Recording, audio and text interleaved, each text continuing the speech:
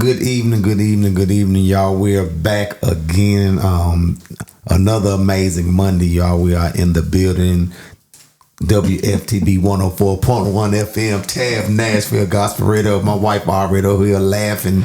I don't know what she going through. Nah, I'm messing with you, baby. I'm messing with you. Yeah, you said we're in the building. We're in the building. That's where we at. We in the place. But the house. Y'all. But we're back, y'all. We're back. It's normal and as usual, y'all. This thing is really becoming a great thing between us because we get to, do this together. We get to talk together. We get to talk to some interesting people.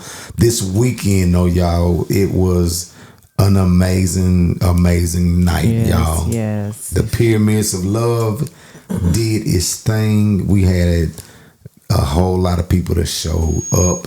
Even though it was raining like it was, we had an amazing a crowd of people to show up. Amazing turnout. Yes. Amazing turnout. And I feel in spite of the rain, the storms, I should say. And it was some bad storms, y'all. But the people came out. We had a great live podcast, and we're going to continue to do more live podcasts. So that's coming.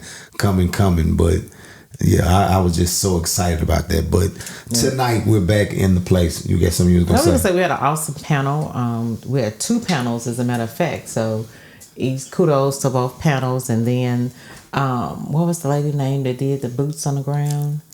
I can't think of her name, but we had a good time. We danced and we had good food from G's Barbecue. Y'all remember his interview? Yeah. Mm-hmm. So it was just a really, really good night. So if you missed it, just make sure you make the next one. And then we also want to tell everybody happy St. Patrick's Day. Angelica and we got the memo, so we have our green on. Yeah. I don't know why this person right here next to me have on blue. Because it's St. Patty's Day, but my drawers are green. No, I'm messing with you. I'm joking. Don't y'all let him fool y'all. He don't have any green underwear. Mm-hmm. But you might should put them green polo socks on that you like. That might have worked, but I don't even know what St. Patrick's Day is all about. What is it about? Can y'all enlighten me on that? You wear green and you drink a lot of beer. How about that? I'm going to let you know anything about St. Patrick's Day, girl. I don't know. It's supposed to be gold at the end of the rainbow. Gold at the end of the rainbow. Mm-hmm. Okay. So you heard gold at the end of the rainbow from my special guest tonight, y'all. So since she said that, we're going to dive into introducing her. This young lady, like I said, y'all, I've been knowing her for about a good 15 years. And when I met her, y'all, it every time we would talk or interact with each other, us and Monica, it would just be something explosive. We would always laugh. We would always have fun with each other. We never really had a time to where when we came together that we just did not enjoy each other's company. And I love her spirit. I love everything about her. We got disconnected because we were at the same church with each other. And when you leave churches and you get separated, we got separated, so we didn't get to talk a lot. And I was like, okay, if I see her, I'll be like, what's up, girl? But all of us follow each other on social media, but you know how that is. Social media is real vague when you're talking about being in a relationship with somebody. So I take it as it is. But anytime I see her or I see something going on with her, I'm going to ask, okay, what's going on with my girl? Because I do care about this young lady. So I'm going to jump in and introduce her, and then I'm going to let her give a quick resume about herself, children, everything, what she does. She's special in the school, the educational segment of this life. So she works in the educational department. But her name is Angelica Brooks James. Angelica, how you doing now? I'm doing well. It's so good to have you. It's so good to have you. When we saw y'all, her at J. Alexander, you all, and Monica was like, girl, we need to get you on the podcast. Mm-hmm. Yes, and I, ideal person. I knew we needed to do it when I talked to you, or we found out what we're going to talk about tonight. But Angelica, give us a quick resume on your life and what you do, and Just give us a good resume. Whatever you want the people to know about Angelica. Yes. So, like he said, my name is Angelica Brooks James, and I'm 46 years young. 46 young. Yeah, there you go. I have 2 children. I have a 20-year-old daughter who just turned 20 on the 10th, and I have a 16-year-old son who turned 16 on the 13th. So it's just, I'm still in awe that I have a 20-year-old and a 16-year-old. I'm an educator. I have been at Jerry Baxter Middle School for 23 years. That is the only school that I've been at long term. I started out as a substitute teacher, and then I became a permanent sub at Haynes Middle School for 2 years actually. Then my uncle told me, you should go back to school. I graduated from the Fisk University. Okay. HBCU. Come on. So, and then I said, well, I don't think I could be a teacher, Uncle Bob. And he thought, well, yeah, you can be a teacher. And so I did my student teaching at Jerry Baxter. I fell in love with Jerry Baxter, and I've been there ever since. Because one of the things that I know about the kids that we service at Jerry Baxter, they're used to people coming in their lives, walking out their lives, being inconsistent in their lives. And so it makes me feel good to know that when kids come, they know me. Oh, you Miss BJ, you was so-and-so's teacher, and I remember you. Or even seeing some of the kids of the children that I taught in my class. So I'm currently not in a class right now. I am a community achieved site manager. And so what that is just basically where you get stakeholders and people and partners, churches, businesses, organizations to come in and mentor. They might come in, like we have boxing and gardening, because I want them to stop eating Takis. Come on. So they learn how to garden. I have a nutrition. We have this thing called Aspire with Patrick Walker Reese. He does a phenomenal job with mentoring the kids, because I just feel like they need to know that they can. In the 23 years that I've been at Jerry Baxter, we have never been a level 5 school. Last year, our kids knocked the TN Ready test out the box, and we are now a level 5 school. Wow. So we have to become a level 5 school again this year in order to come out of being a low scoring school. So I believe that we can. It's kind of like a Lean On Me experience when y'all watch the movie Lean On Me, and they had to do all the studying and all of it. So we're intensified in the way that we go about letting the kids study. We have a lot of tutors. We have a lot of interventions. We have a lot of things, and we just keep reminding them of who they are. We know what the streets say, but it's who you answer to and what you respond to. And if they call you anything but a scholar or a level 5 student, then you don't answer to that, because that's not who you are. People often mistake Jerry Baxter for being a alternative school. We are not and have never been an alternative school. It used to be a school that was an alternative school called Jerry Baxter, but 350 Hart Lane has never been an alternative school. So I want them to redirect themselves on that. Besides that, I'm just a oldest daughter of 5. My mom and dad, they are amazing people. And we learn how to be community service people and giving back and working for our community or in the churches from our great parents, grandparents, great grandparents. I am blessed that I was able to meet my grandmother, my great grandmother, and my great great grandmother, and so did my children. So I was a 5 generation. My daughter was a 5 generation. So now we're down to 4, but God is still able, because some people don't have those experiences. Wow. Amen. I'm like, what? That is awesome. Listen, y'all, she has excited me again with that right there, y'all, because I know her well, but she just took it to a whole nother level of what do I really know you, girl? Because that was an amazing resume. I love the fact that you said the students are becoming a 5. What is that? A 5 tier? A level 5 is 1 through 5, and so they're level 5, and so that means that they did what they were supposed to do on the test. They scored above average. We are the top. So our inner city kids they just need somebody to encourage them and to let them know who they are. So. Yeah. And I bless the name of the Lord for people like you in these inner city schools, because we opted out of putting ours in the inner city school to try to put them on into another place. And I wish we had more educators like you, Angelica. That was amazing. Another thing, you talked to us a little bit about a couple of different events you had lately. You talked about a cancer walk that you had. Can you explain that before we jump to our other topic? Can you explain the cancer walk and what that was about? So going on 10 years, it'll be 10 years in July. My mom, my rock, my queen, she was diagnosed with stage 4 uterine cancer. When she went in the hospital, they was like, oh, we're just gonna go. We see some different things in your stomach. You know, worst case scenario is we do this hysterectomy, we're gonna get rid of it. If it's cancer, we'll go from there. She had spots on her lungs, but they really didn't know what that was at the time, but they said we'll deal with that later. Well, lo and behold, when they went in, it was cancer, and it was stage 4. And so when my dad told us, he was like, your mom, yeah, she's in the room. She's in Sarah Cannon. I said, Sarah Cannon? Like, why is she there? And so he said, just come on back to the hospital. So I went to the hospital. They told us it was stage 4. My mom was asleep. So we was like, well, when she wake up, who gonna tell her? We was like, you.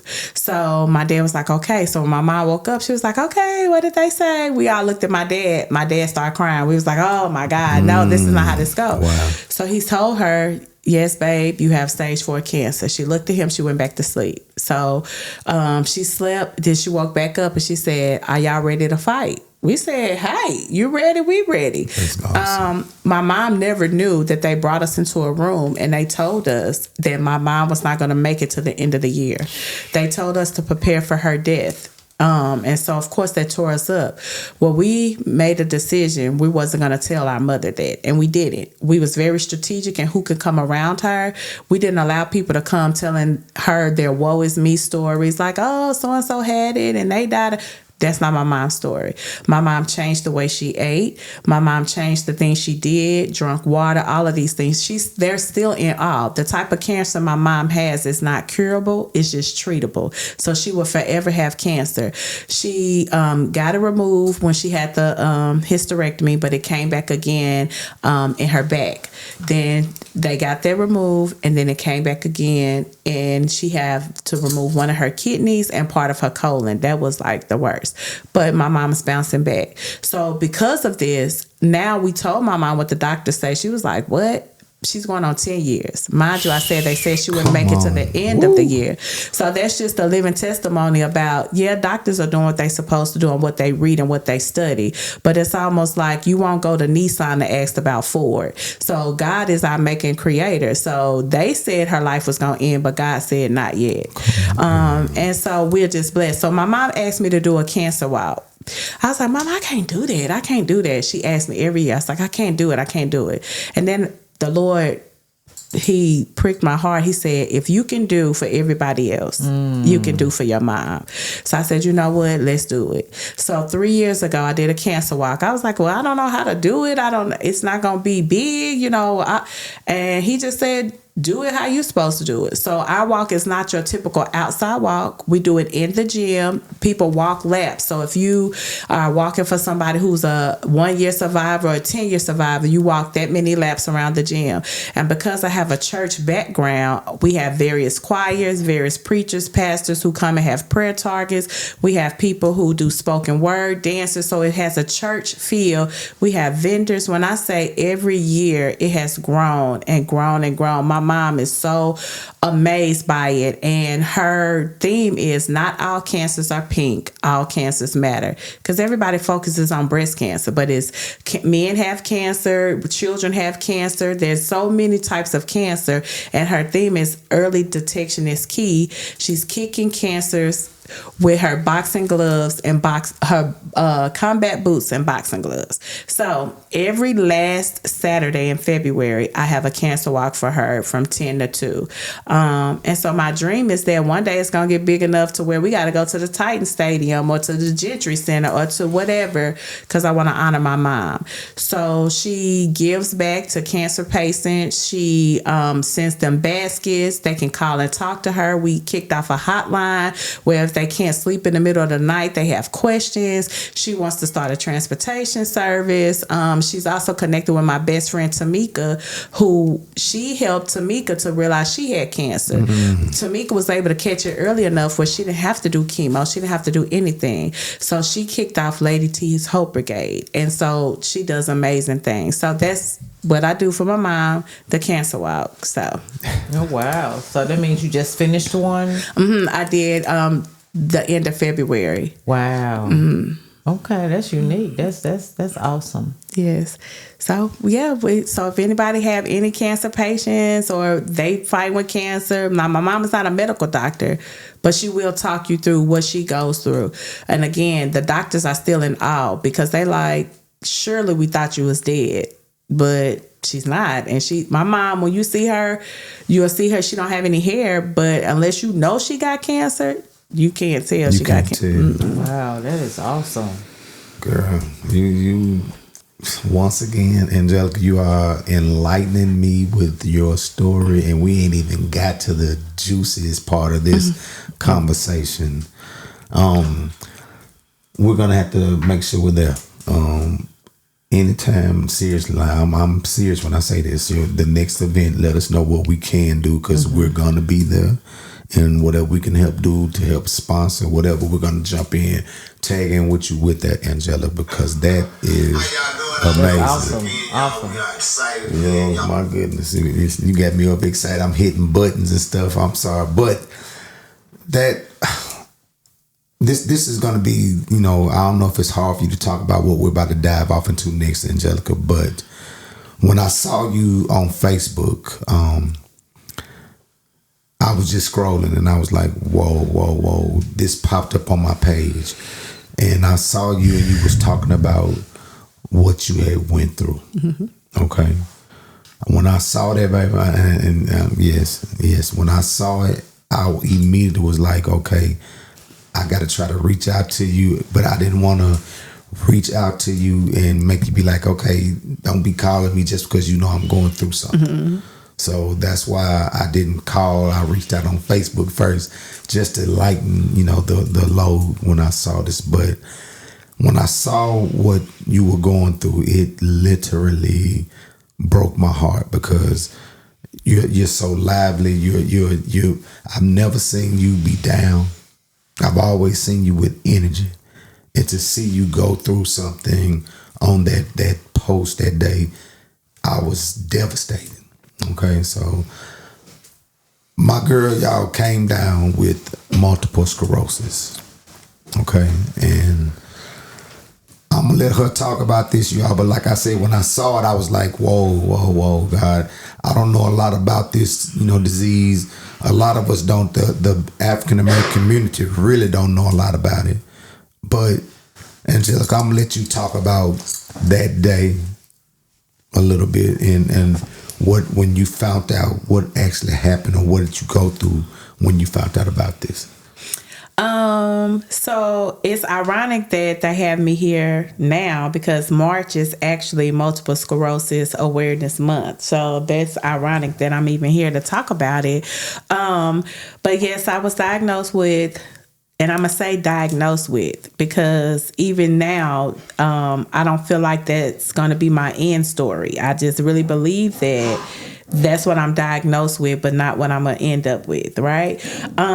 But so it was maybe, I'm going to say at the beginning of COVID, I started having tingling in my hands. I started having numbness around my stomach. I had like this one toe that was numb, and I was just like, what is going on? And then I was really dizzy. And again, this was pre-COVID. So I went to the doctor. I went to different therapists and stuff like that, and they couldn't figure out what was wrong or nothing. They was just like, well, we don't know. We think it's a nerve headache. We think this, think that. They just didn't know what it was. So I was just like, okay, whatever. So fast forward, I just didn't think anything of it. And I was going to a neurologist anyway because I had a blood clot before. And it was just like she wanted me to see the neurologist to kind of check on some things. So every year they'll be like, oh, you good, you good, you good, you good. So this one particular year, I went and they did the MRI, which I hate that thing because it feel like I'm being buried alive. But I did it, and they called me. They was like,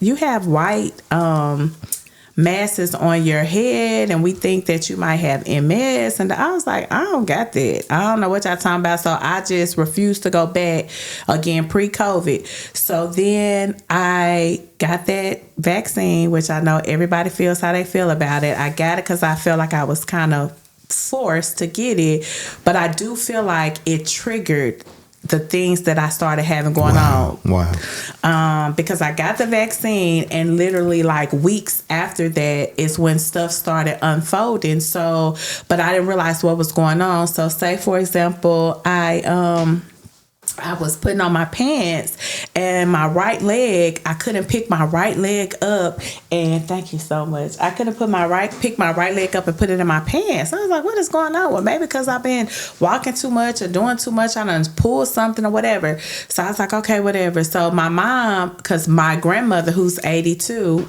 diagnosed with uterine cancer as well, my mom went to go take care of her. So I called. I said, Mom, I can't put my leg in my pants. She was like, girl, you need to go to the doctor.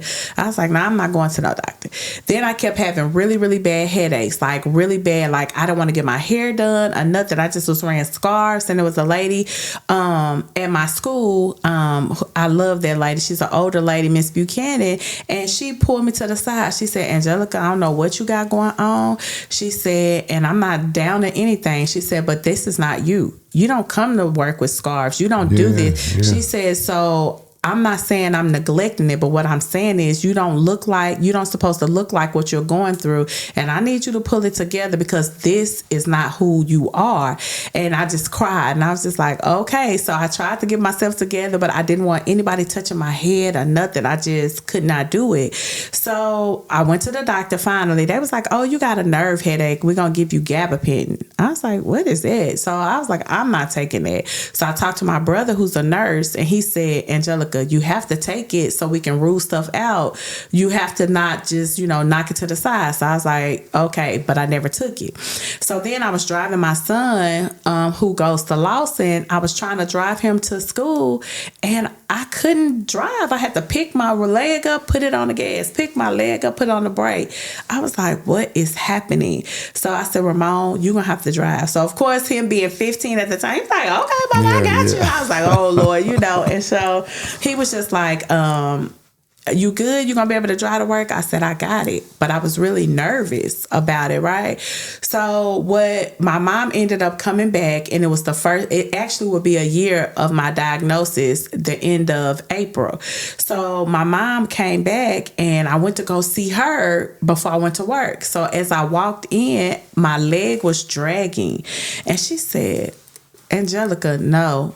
I said, Mama, I got a test. That test. She said, that test. She said some colorful things. And she said, oh, my dad, go start the truck. We finna take her to the doctor right now. And I'm crying. I'm like, I don't want to go. So we get there. Mind you, at this point, my dad wheels me in a wheelchair, and I get there, and they was like, the symptoms and stuff, they said, we immediately got to send you for an MRI. I said, I don't want that. I don't want that. So they had to give me medicine, which made me very drowsy. But I will say, if anybody is scared of an MRI, tell them to put a mirror above you, because that's what they did. Because when they put a mirror above you, when you look up, you see yourself. When you look out, you can see the people doing the test, so it doesn't make you feel like you're enclosed. That's amazing. That's some good information. Yeah, right there. that really, really helped me. Like, I didn't feel like I was in this tight space because I could see me and I could see people. Yeah. So anybody who's ever scared, they need to do that. And so they did it. And so we out in the room, and me and my mom talking and stuff. They came in, they said, well,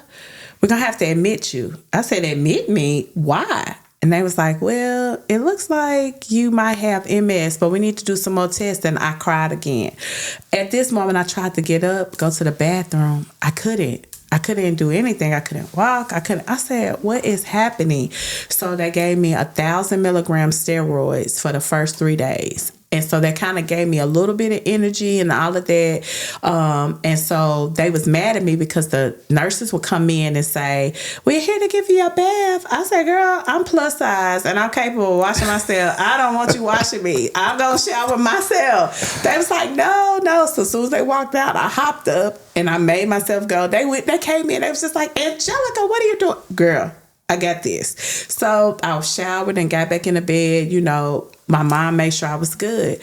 So I was there 7 days. And then they said, you ready to go? I said, yes, I get to go home. They said, no, you have to go to the rehabilitation center. I said, what? So I said, the only way I agree to go, I don't want no roommate. I don't want to be in there with nobody. I don't feel like me being cold, she hot, this, that. No, I don't want to deal with none of that. So we went to the rehabilitation center and I was sad again. But it was a reality check. Number one, because the people who I thought would come see me didn't. The people who I thought would call me didn't. The people who I bent over backwards for was stopping my tracks to do for it. Did it. So it was like, dang, Angelica, maybe this is God's way of telling you you're overworking yourself for people you don't even matter to. And so I said, okay, God, I hear you. And maybe this is his way of stopping you because you refuse to stop and take care of yourself, because I would take care of everybody else. So it was like my room was overfilled with people coming to see me and cards and flowers and this, but the people who came was never people that I thought would even come and see me. So that blew my mind. Girl, I gotta slow you down for a minute. When I went through my situation, it was the same scenario. The people that you thought would be some of them didn't even show up. Mm-hmm. So I can definitely attest to that God was seeing who he needs to send, and the people that he did send was the ones that kicked in, did what they were supposed to do, and took your whole situation to another level. So keep on going, because I just want to slow you down a little bit. So. And so they ended up doing a spinal tap. They told me when they did the spinal tap, well, you have to lay flat for, I think they told me 24 hours after they do it. I'm goodness. I can't do that. No. So I bouncing, doing whatever. I was like, oh, it's fine. That next day, oh, baby, I had the worst headache of my whole life. Like I couldn't even lift my head up. It was just, and they wanted to come and do physical therapy. I said, I can't do it. And I called my mom. I said, Mom, I'm just telling you now, I'm finna die. Like, I'm finna die. She was like, what, Angelica, what's happening? I said, my head. I don't know what's going on. I said, I'm finna die. I know I'm finna die. So, but it was the fact that whatever they pulled that fluid and I didn't do what they said, it caused that headache. And I could not shake. They gave me Tylenol and all this. It did not shake it. It was so bad. And so I was just like, okay. And so then when my head was hurting, I couldn't move. I couldn't do anything. I couldn't walk. So I remember crying and telling God, I said, God, if this is my story, then I'm ready. Like I don't want to live anymore, because this is not me. I'm used to getting up and going and doing what I want to do and this and that, to this is what is happening. So I was so sad and I was so depressed and I was so angry with God, because I'm like, why are you doing this to me? What did I do wrong? So, I just kind of laid there, and then I wouldn't eat. I wouldn't do nothing. Like, they would bring me my food and they come back and it was there. I was like, I don't want anything. Like, I'm tired. Like, I don't want to do this. So my daughter came, and her and my son, they would come and check on me. And my daughter was like, Mom, you okay? And it was the fact that my daughter, what she said to me, it was just like, I have to be here for my kids, because people say they love your kids, they gonna do this, they gonna be that, but people not gonna love your kids the way you love your kids. Amen. And so I was like, I don't want nobody else taking care of my kids. So I was like, I have to do this fight for them. So the next day when the physical therapist came, I would get up and she was like, okay, we're gonna do 1 lap around with the walker. Well, I would do 5. We're going to do this. Well, I would do more, because I wanted to push myself. And so to the point when by the time they discharged me, Like, they really thought I was going to have a walker. I was going to have that little rollator. I was like, I'm not doing any of that. I might be a little slower. It might take me a little minute, but I'm not doing any of it. And my dad was like, she's too vain to have a walker. My mom like, well, we can blink it out. I'm like, I ain't doing none of that. So, it's just about your determination, your will, and just praying. So I went from taking a few steps to falling. Like, I went to a funeral and I fell so hard, and everybody was coming around me, and I felt like the Color Purple movie when the white lady was driving and they was trying to come around. She was like, no, get away. That's how I felt. I was like, just get away. I'll get up. That's one of the best scenes of the movie too. Yeah. One of the best scenes of the movie. And that's how I felt. But when I got up, I fixed my leg. I went to the doctor. They put some ointment on it or whatever. And so I was good. So when I went to the neurologist again, they was like, well, we're going to put you back in the hospital. I said, why? They said, because we're going to do this thing where we take out all of your plasma and clean it out and put some new plasma. I said, no. They was like, we think this will be that. I said, no. And they kept trying to make me. I said, give me a chance. You haven't even tried. It's like you keep jumping to something. I said, no, let that be the last resort. So they was like, well, go and, look at these different results. So they gave me 3 options. I could take medicine every day. I can give myself a shot in my stomach once a month, or I can take the infusion every 6 months. But the infusion is really expensive, and it depends on if my insurance covered it. So my insurance covered it. So that's what I do. It's called Ocrevus. And I take the infusion. I just took it December the 26th. So my next time is in June. It makes me really, like I'm bouncing off the walls or whatever. Like I can't sleep or whatever, but I have been doing so much better. Like, I get better each day. So me being able to pick up my leg, I couldn't do it at first, but now I can. Or me walking, I can walk now. Or just me driving myself, I can drive myself. But I have to listen to my body. When my body says I'm tired, you're tired. When your body says stop, you have to stop. Because if you don't, it will give out, or you'll have a flare-up. And I don't want a flare-up because I don't know what the flare-up might be, right? So all I'm saying is, if something is going on with your body, don't just take it as it's nothing. Like, because the earlier you go see about it, the better off you will be. And science has come such a long way. Like, what MS looked like before is not what it looks like now because of the medicines. Do I like it? I don't. But Jesus didn't like being hung on a cross. But the outcome was better than what he went through, because now look what we have the right and to do and how he saved us, right? And so that's what I look at that as. It's like, Angelica, how can you sit here and complain? My mom, when I see how she beats cancer, and I'm like, Angelica, how can you sit here and complain? So where at first I wanted to die, at first I was like, woe is me. But it's kind of like, now I'm like, okay, God, well, you trusted me with this because people look up to me. People see my story. People watch me, and they watching how I deal with this. So it's important that he utilized me as this vessel. And it's almost like now I look at it as, you trusted me with this. So because you trusted me with this, what are you going to do with it? And so I've had people inbox me and text me and tell me, Angelica, I haven't missed. And I watch you and you're giving me courage and power. And I said, I'm still learning it. I don't know everything. I don't know.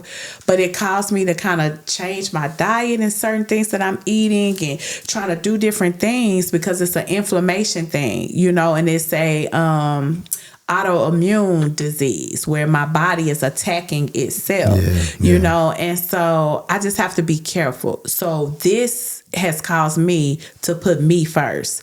And so when I try to think about why me, it's because God is trying to teach me it's okay to put me first, and it's okay to tell people no. Slow you down for another second. Slow you down for girl. That how that sound like me a whole lot. Yeah, that sound like your story. Yeah.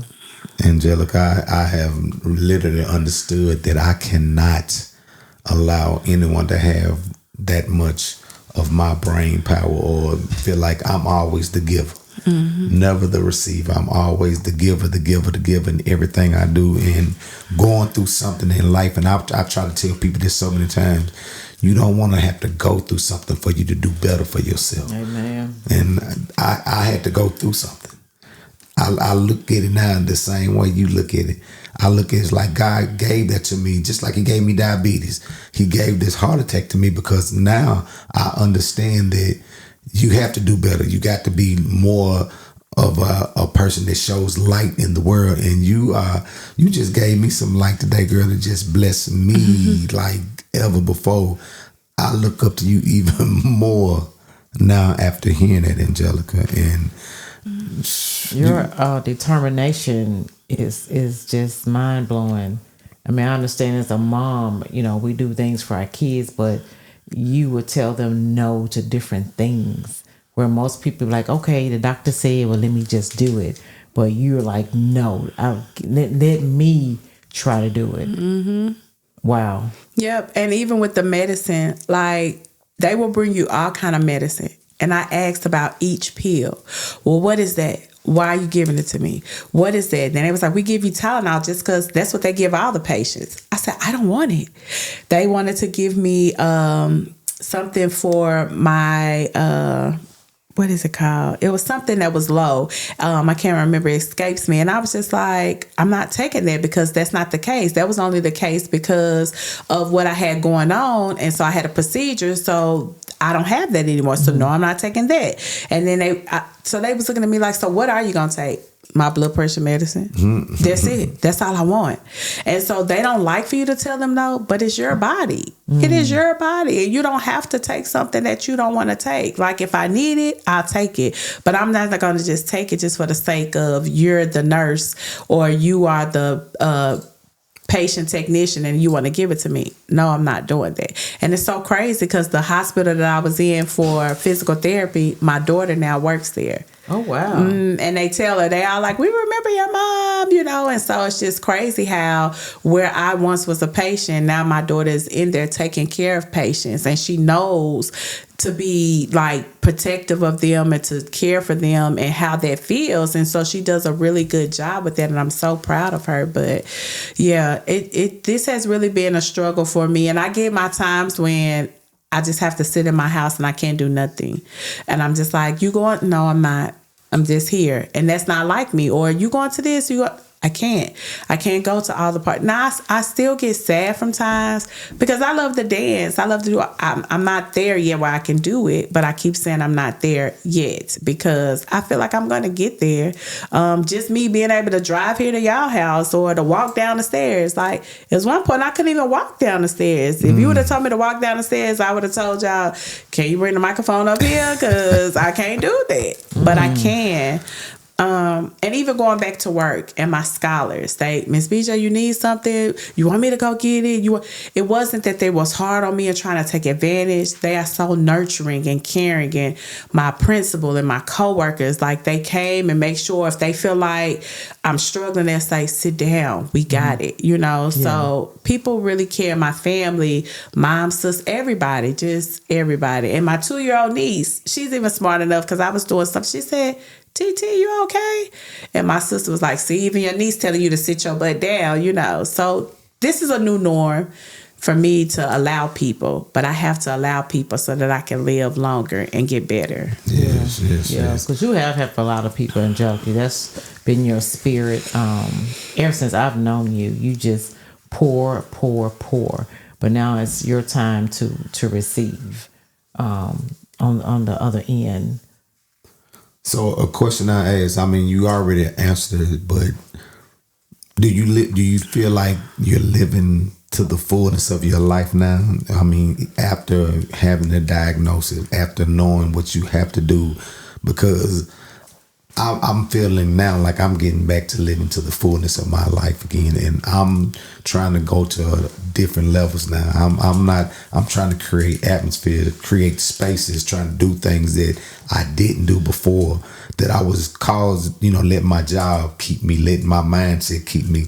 I don't let my mindset keep me trapped in nothing now. So has this made you want to live a fuller life or do more things? Because I mean, you talked about the cancer walk. You talked about doing that. So does it make you want to live a fuller life after you?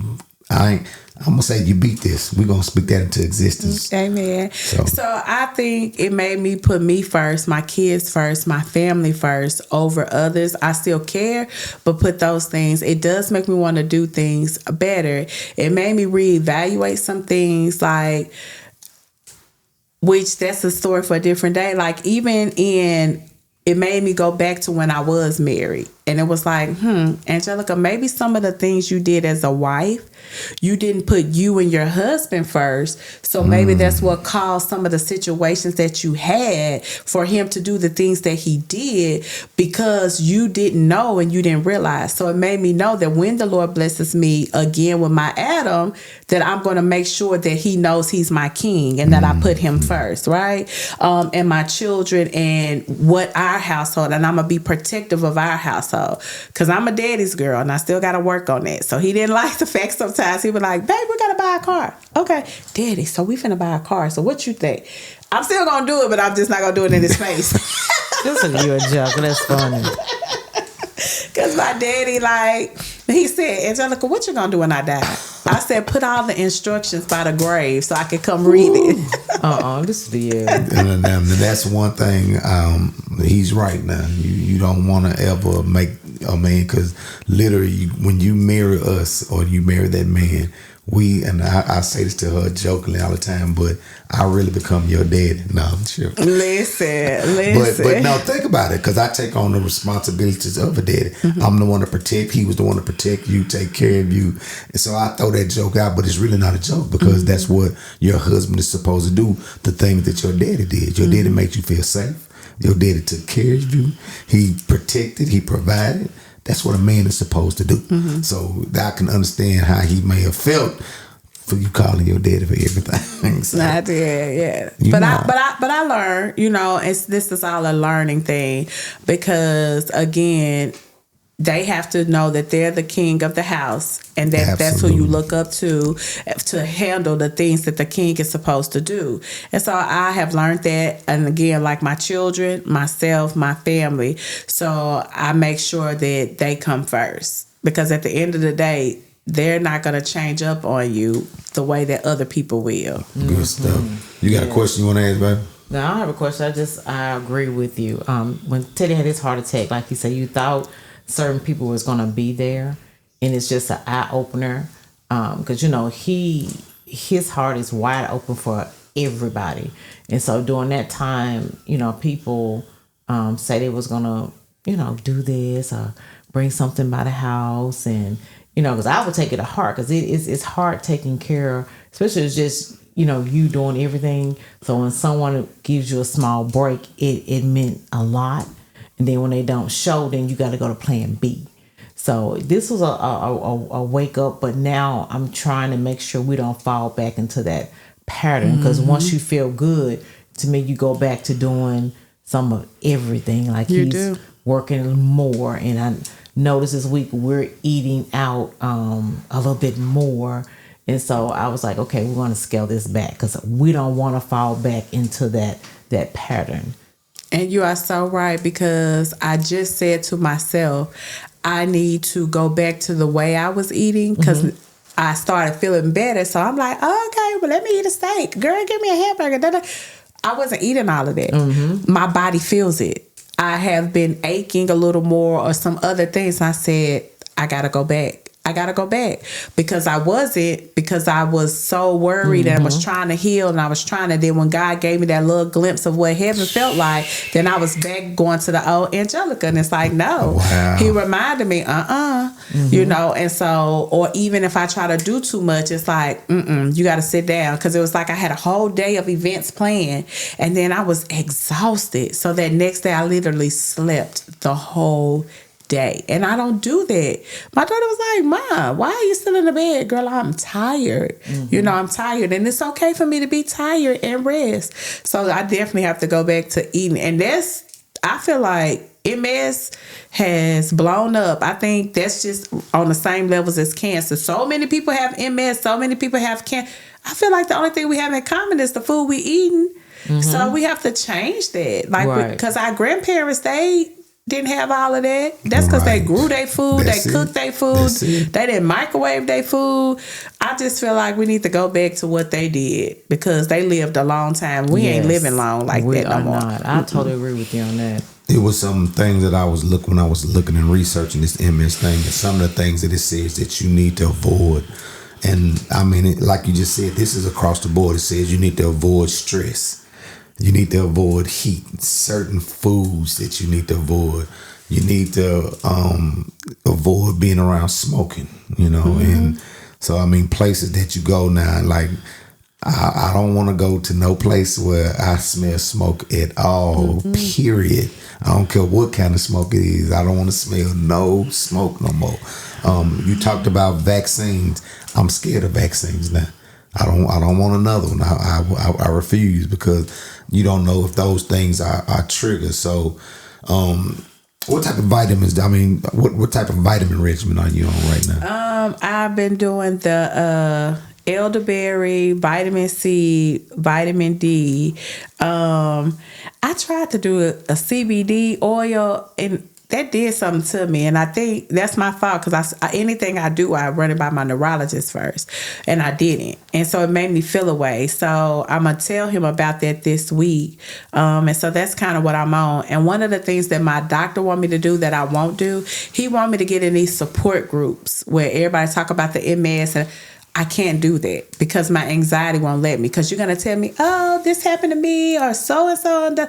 Your story is your story. My story is my story. I don't want to hear your story. I don't want to be in no group. I don't want to know how you dealt with nothing. I don't want none of that. I just want to deal with it, pray about it. If I have a problem, talk to my doctor and go. I don't want to be in no support group. Now, I'm going to tell you the reason why I agree with them on you should, because your story might be able to help somebody else. It's not these. I'm realizing now that what I went through, it wasn't for me. Mm-hmm. It's for me to tell other men what they need to do. They need to go get checked up. They need to get make sure you go get a ultrasound of your heart. I didn't get an ultrasound ever of my heart. So now I get an ultrasound every 3 months just to see how my heart is beating. So it's not, they're telling you that because you're a success. What you're doing might help somebody. Then you may pick up a nugget that might take you to another level in even what you're doing. Because what Monica just said about us eating and what we're doing, and then you just piggybacked off of what she just said about as soon as you got a little glimpse of, okay, I'm good, we go back and we fall right back into that, okay, I'm gonna do what I want to do. But if we was connecting and talking more about, okay, what's your diet, if we communities, this is about communities. That's what we talked about this weekend at the the podcast. Community is important. So your MS community might be important, not just for them, but for them to have you. Because I'm telling you, girl, I'm listening to what you're saying, and you have beaten this thing to the point you got your boxing gloves on. You got your mama. Y'all doing it, baby. So you cannot not be in the community. Well, I need to get stronger because I don't want to hear that. Because my anxiety, I'm that person, what you call it? A hypochondriac. I am that. And so if I hear you say, oh, my arm was swelling and then they said I had cancer of the right arm, then I'll be like, oh my God, my arm swelling, I got cancer. I don't want to be that. That's me. I just don't want to do that. And so I don't feel like I'm strong enough yet to get in there. But like I say, your story and what we're doing tonight, I promise you it's going to help somebody. I told you that this was going to go by fast. You didn't. Yep. It's almost over that quick, Angelica. And you have been amazing tonight. One thing, I'm gonna let you give a conclusion. I'm gonna say what I want to say. I'm gonna let Monica go first. You got anything you want to say, but we're gonna let you give a conclusion about tonight and anything you want to put out there for the people to hear. Because I got something I want to say to the people and to you before we leave this conversation tonight. I just want to say I am proud of you. Thank you for sharing your story, and thank you for being positive in your story. And I pray that it helped someone on tonight. Yes. I'm gonna piggyback off of what Monica said, Angelica. I understand what it's like. Believe me, being in a situation to where you have no control, and then something attacks your body. You know, I got attacked first. The first thing was my diabetes. That was my first attack, and that was in my younger days. That was 20-something years ago. So I've been dealing with that for over 25 years. So the first attack on me was devastating when I was diagnosed with it, when I was actually told what I have. So I understand where your mentality is. This second one threw me off. 53 years old. My father had a small heart attack. I'm thinking I'm taking care of myself. I'm thinking I'm doing what I'm supposed to do. And then all of a sudden I get hit with 99% blockage. So when it hit me, I was like, okay, God, what I do? You know, I question why me? What I do? Why you taking me through this? So I understand where you were at with this. But just like you said a couple of minutes ago, you said, I'm not going to do this. Give me a chance. I feel like God is giving me a second chance of life now. I'm taking that second chance now, and I'm going to make a difference in this world. I'm going to make a bigger difference. I'm going to make more memories. I'm going to one day might even write a book. Those are the spaces that he's put me in. So this podcast got started. It got started before I had the heart. Yes, it got started before we had it. And I'm in my mind like, God, what is this about? You got us starting a podcast. You got us on a radio show. But it was for moments like this, for people to hear so they'll understand. So you gave us your symptoms. You gave us what you think, but tonight you have amazed me. I got to tell you from what you do with the school system, what you've been through, what you're doing for your mom. You have a book, a story. You got so many things that need to be heard, Angelica. And I appreciate you tonight. And I just want you to know that your story is special. So I'm going to toss it over to you. I'm going to let you give the conclusion of the night. And I got to say thank you. I got to say thank you for doing this. And we definitely appreciate you. So the ball is in your court, baby. Well, thank you for having me, because I hadn't shared my story. And when people ask, like I did like a little part of it because people was asking like what was going on, what was happening, and I just didn't think I was ready. So this is the first time I ever kind of shared. Sometimes I'm embarrassed at times when I go out because I feel like people like look and watch or whatever. But I appreciate Miss Buchanan in saying, if nothing else stuck out of, you don't have to look like what you're going through. Yes. And just look, because you know who the Lord is. And so I just make sure that I take care of myself, even though I might be hurting or whatever. And so I feel like I'm an example of delayed is not denied type of thing, because some of the things I wanted to do, I couldn't do at that moment. Even down to, I know people thinking she was talking all that, she gonna be a doctor, she was in school, what's happening? Wait on it, because I defend next month, and y'all gonna call me Dr. Brooks James in a month, And so I know people just thinking because they ain't seeing it or hearing it that I'm not working, but I am working. But I just had to take some time out for self and my children and just get me together, because one of the thing about it is when you dead and gone, they're gonna put the dirt over you, cry a little bit, and move on to the next. So if you don't take care of yourself, nobody else will. Amen. Girl, you have preached. You have done a whole lot tonight, and like I say, y'all, if you're gone, people are gonna look past you. They'll cry for a little while, but after you're gone, it's over, y'all. But amazing night, Monica. I love you as always, you all. Y'all, you have been listening to WFTB 104.1 FM Tab Nashville Gospel Radio Station. Sacrificial Conversation podcast will be airing Wednesday morning at 12 a.m. Angelica Brooks James was in the building. Yes, and the truths about multiple sclerosis and MS, y'all. So the only thing we say, when you feel something going on in your body, if you feel like something is not right, this is for women, this is for especially for men. Please go get checked out. Go find out what's going on. But when you find out if something happens or understand that you don't have to be down. You can always fight, be strong, and go forth in your life stronger than what you were before it even happened. So we don't let diseases hurt us. We don't let nothing take us down, baby. So give me some props. I love you. I love you. So y'all be blessed out there and y'all have an amazing night.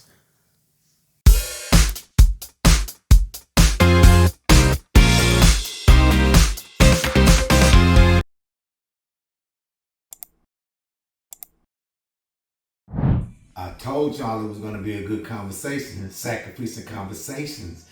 Did you subscribe yet? Hit that like button. You might get something that's going to help your life. Y'all be blessed.